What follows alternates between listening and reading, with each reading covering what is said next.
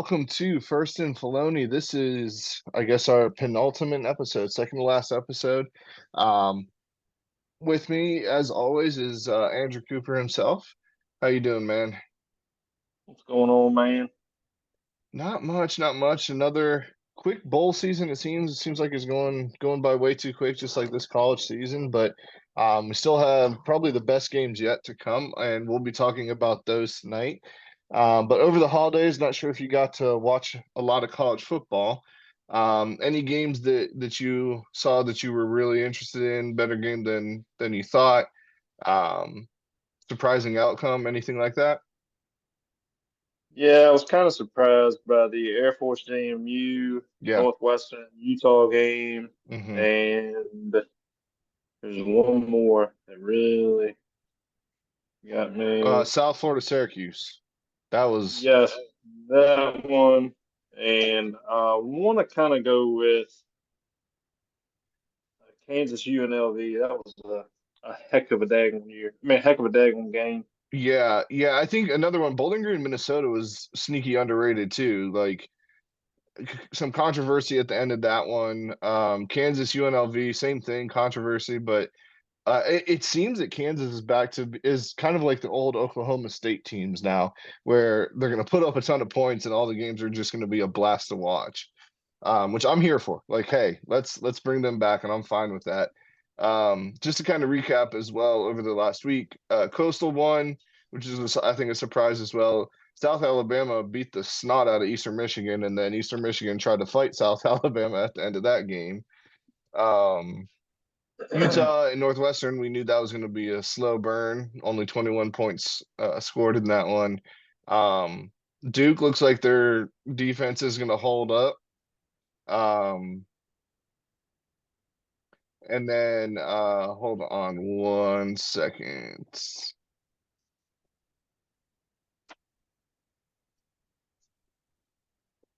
Sorry about that. Not sure if you guys heard that, but there was an ad on my computer that popped up there. But anyways, some games are going on right now. Tulane, Virginia Tech ended earlier today. It was a close game up until the fourth quarter, third quarter there. And North Carolina, West Virginia is on there. Last I saw, West Virginia was driving, but I think they got They're up. stopped. They're up 7-0. They're up Last seven I saw. nothing. Yeah. North Carolina threw a big bomb and then threw an interception in the end zone. But the quarterback doesn't look too bad. I don't know him, Harrell. He's a new guy. But some good games later tonight. But before we get into our game picks here, kind of going forward, um, let's let's talk a little bit about the playoffs since that'll be in our games. Those will be the last two games that we pick. Um, let's start with Alabama, Michigan. Alabama, Michigan here, probably the most sought after game this season outside of Michigan, Ohio State. Um, don't give your picks yet, but what insights are you looking for in that game? Some keys to win for both Michigan and Alabama. What are you kind of thinking there? What was the first team you said? Sorry. Alabama, Texas. Michigan, either one of those two. Like, what are keys to win for each team? What are you looking for? Kind of just anything. And I can kind of start if you want. If Alabama's going to win this game, Milrow's got to be the star, right? He's got to be able to run the ball and he's got to be able to throw the ball, which I think that he's proven that he can. I think Georgia's defense, even though they had a down year, is still comparable to Michigan's defense. And then Alabama's defense, if they can stop the run, if Michigan can do what they've done to the big bad boys of Ohio State and Penn State and just run it down their throat, Michigan's going to win the game.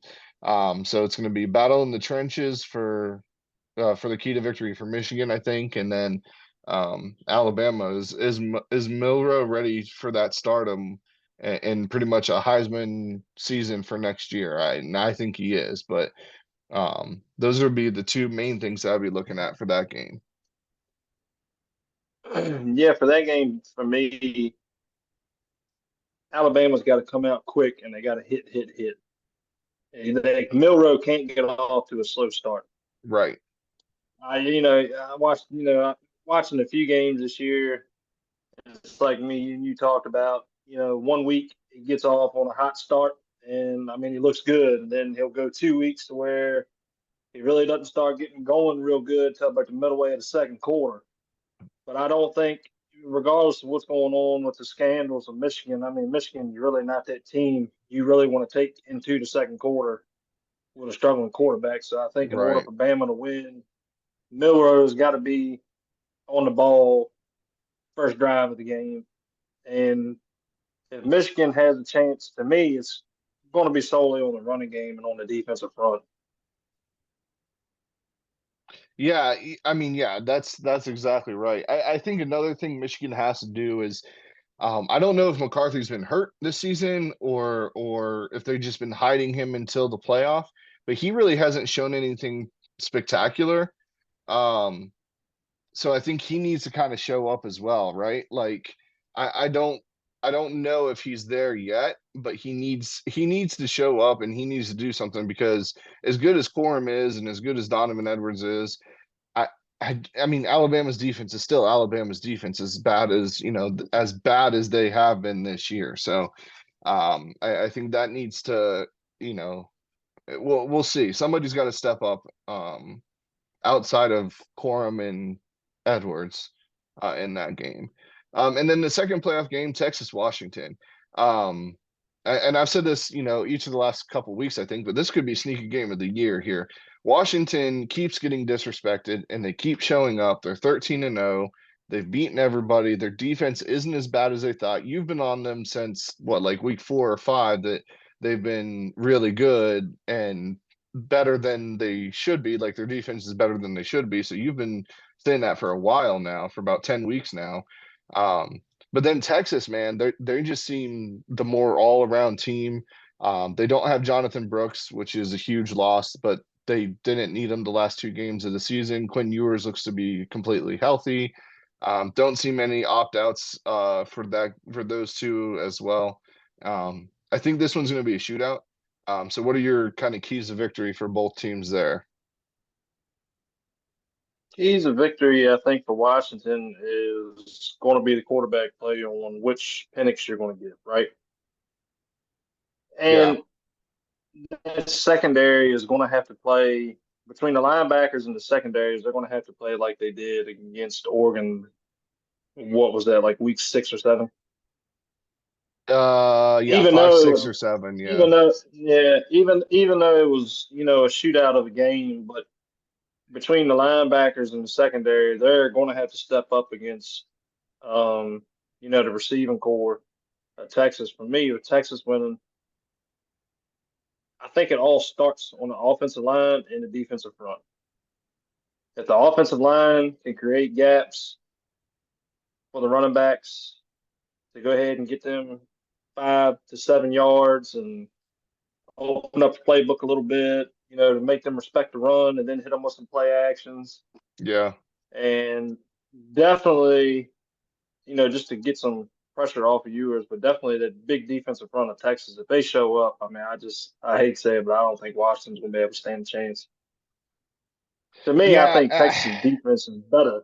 right. I think you just kind of hit the nail on the head there, right? It's one of those, we never talk about defense winning championships in college, but this is the game that which defense is going to make more of the stops, right? Washington's proven they can do that. Texas kind of has, but they lost against Oklahoma. So which Texas defense are you going to see?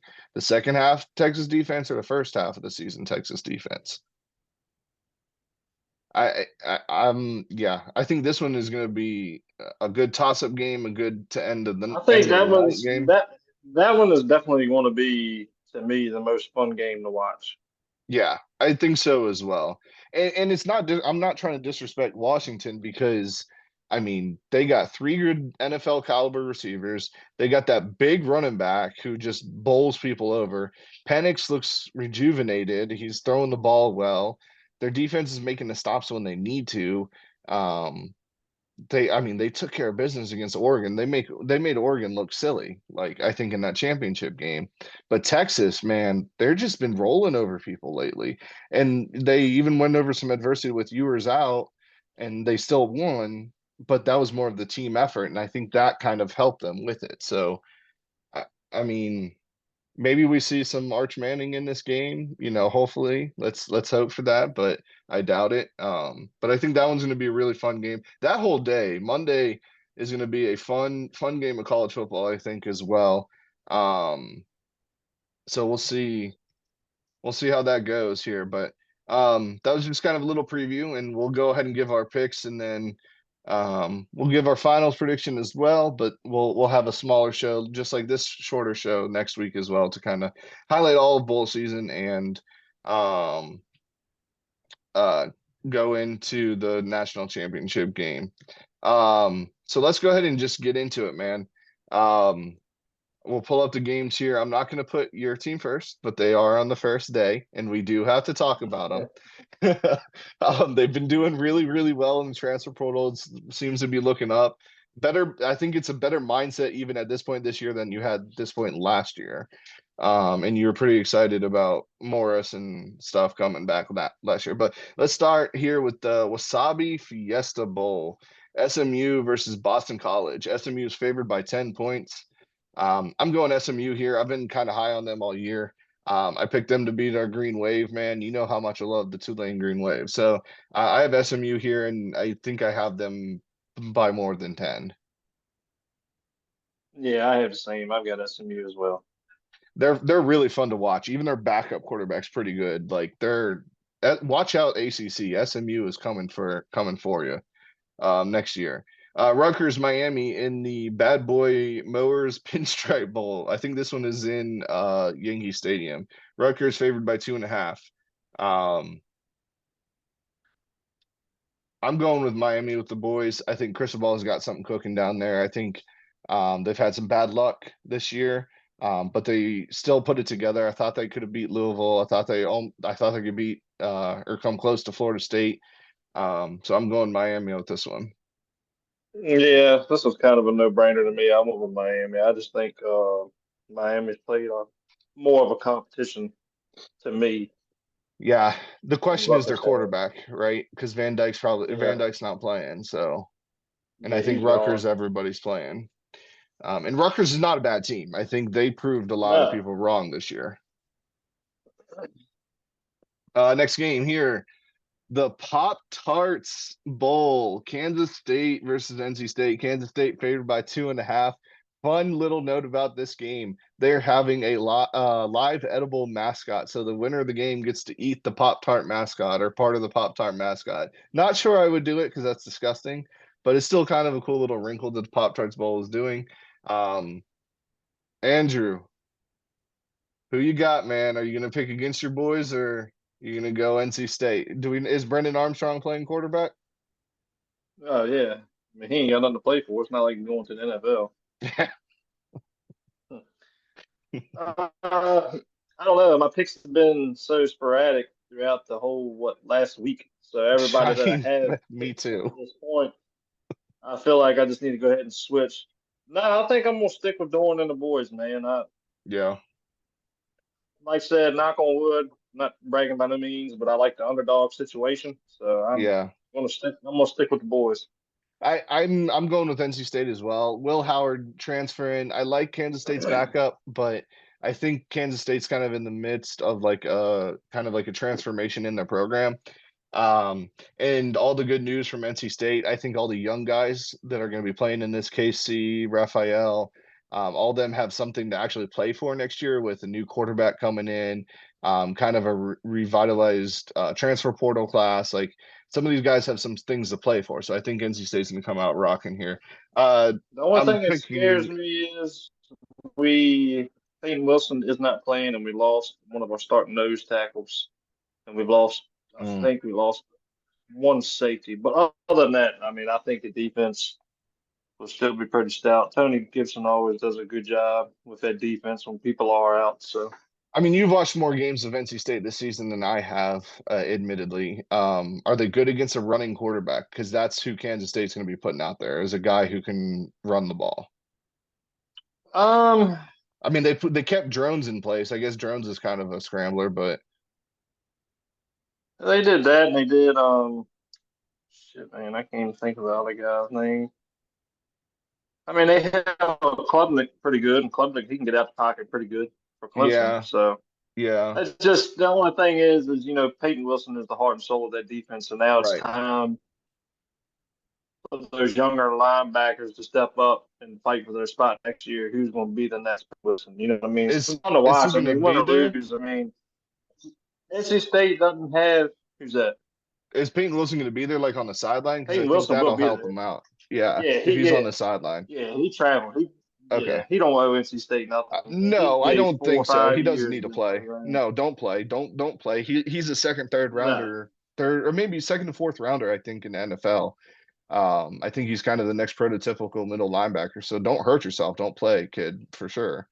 But oh yeah, if you can no. help the young guys out, like okay, and then the final game for Thursday, which this Thursday tomorrow might be or today because the show's coming out on Thursday might be a sneaky good game here.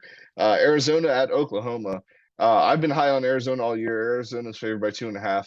Oklahoma doesn't have Dylan Gabriel, but their backup's playing, which I think he's better anyways. But I think their whole offensive line is either transferring or going to the NFL. So that is why I'm picking Arizona. Arizona's quarterback's not playing. He's in the transfer portal. So I don't think he's playing, but I still think I like what the boys down in Arizona, Jed Fish and the boys, are doing down there. So I'm going Arizona on this one. Yeah, I picked Arizona as well. I've been high on them all year, man. I think they would have maybe made the 12-team playoff, I think, this year. Like they would have had a shot at it. So okay, then Friday's games. Let's start with Oregon State. Or no, let's start with Clemson and Kentucky, the Tax Slayer Gator Bowl. Clemson's favored by 4 points. This one was kind of a tough one for me because I'm not sure like who's playing in this one. I don't trust Kentucky's offense. So I'm going Clemson just because of Dabo. But I mean I don't really have a strong feeling on this one. Yeah, I'm going with Clemson, man. I'm gonna stick with the ACC in this one only because Devin Leary transferred to Kentucky. Yeah. Well, yeah, I forgot about that. Uh, that's a good point there. Okay, next game is Oregon State Notre Dame, a repeat of the New Year's Six game last year or 2 years ago. 2 years ago, I think it was. Tony the Tiger Sun Bowl. Notre Dame's favored by 6. They're pulling out another amazing recruiting class from signing day, another great portal class coming out. I don't think Sam Hartman's playing, but I don't think that'll matter. I think Notre Dame wins this because DJ's not playing. They don't have their coach, so they have an interim coach. I tried to pick the interim coaches this past week, and that didn't work out for me. So I'm going Notre Dame and the boys here on this one. Yeah, I'm going with Freeman and the boys. Yeah, I think Oregon State lost too much, especially because of the Pac-12 not being there and them going to the Mountain West, basically. Um, Next game, AutoZone Liberty Bowl, Memphis versus Iowa State. I don't have this one written down here. Memphis versus Iowa State. Iowa State's favored by 10.5. Who you got, man? I don't know. Someone's telling me to go with Memphis. Memphis. They're not a bad I haven't team. They really can score. seen. I haven't really seen both teams play, but I just think with Iowa State being out west, man, their defense is going to slow that high-powered offense down. Memphis doesn't really play. Give me Iowa State. Yeah, I'm going with Iowa State here. I like Memphis. I like what they're doing down there. They had a really good season this year, but I think Iowa State found a quarterback midway through the season and they kind of showed up.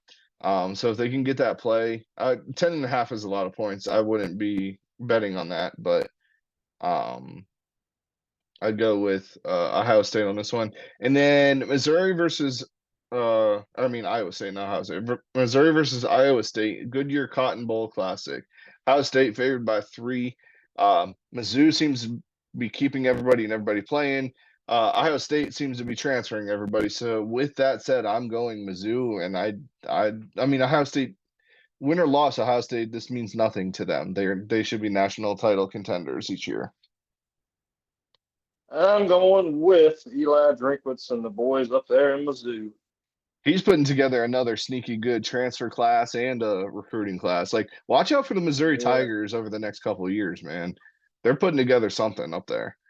Um, Next game here, Sunday, December 30th games. The Chick-fil-A Peach Bowl, Ole Miss versus Penn State. Penn State's favored by 4.5. Not sure why Penn State's favored by 4.5. But Andrew, who you got on this one? I'm going with Lane Kiffin, the boys down there in the Grove. Ole Yeah, Miss.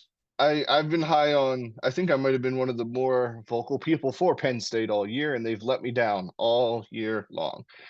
So I think Ole Miss and the boys get it done. The only thing that worries me is Lane Kiffin's not good against top 10 opponents, top 25 opponents, but neither is Franklin. So I'm going with Jackson Dart over Drew Aller as of this moment. I think next year I would have picked Aller, give him one more year and give him a couple more receivers. But we're going Ole Miss here. Next game, the Transperfect Music City Bowl, Auburn versus Maryland. Auburn's favored by 7 points. SEC versus Big Ten. I'm going SEC. Give me Hugh Freeze and Auburn to kind of build on that season here.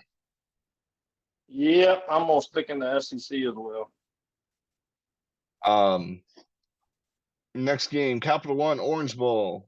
Georgia's favored by 19 points. Georgia, Florida State. The reason why I'm picking Georgia is not because it means anything to them. I think they're going to have a lot more opt outs too, but all of Florida State's weapons are opting out.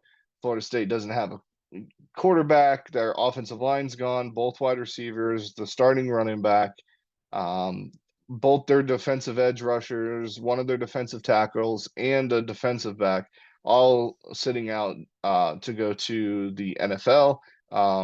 Or to transfer. I think most of them are to the NFL, though. With that being said, if Georgia does the same thing, which I imagine a lot of them might, I will take Georgia's backups versus Florida State's backups every day of the week, and I'm picking Georgia here. Yeah, I'm going with the dogs as well. Hard to I bet think against Kirby Smart. You know, the team, well, both teams will be playing pissed off, but I think Georgia's going to show why they should have been in. I'm guessing if I had to put money on it, I would bet Georgia minus 19 and some. I think they win by 25 plus, to be completely honest with you. And that's not it's not a slight against Florida State, but I just the back if you had to choose backups versus backups, I think it's easily Georgia. No, 100%. Okay, and then the Barstool Sports Arizona Bowl, Toledo versus Wyoming. Wyoming's favored by 3 points here. I'm really excited about this game as well. Um, this one was probably the toughest one that I had to pick as well. I've been on Wyoming all year, and I'm sticking with Wyoming here. Um, but Toledo, coming in second in the MAC, only 2 losses, kind of scares me. But let me get Wyoming and the boys, just because it's out in Arizona as well. Yeah, give me the Cowboys. I've been high on Wyoming.